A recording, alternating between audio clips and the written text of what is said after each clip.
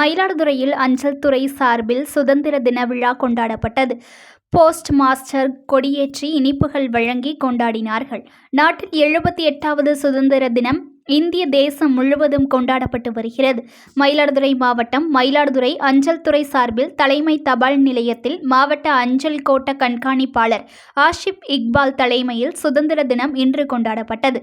காலை 9 மணி அளவில் தபால் நிலையம் முன்பு தேசிய மூவர்ண கொடி போஸ்ட் மாஸ்டர் வெங்கட்ராமன் கொடியேற்றி வைத்து சிறப்புரையாற்றினார். விழாவில் சுதந்திர தினத்தை நினைவு கூறும் வகையில் சுதந்திர போராட்ட வீரர்கள் வரலாறு பற்றி சிறப்புரை ஆற்றப்பட்டது.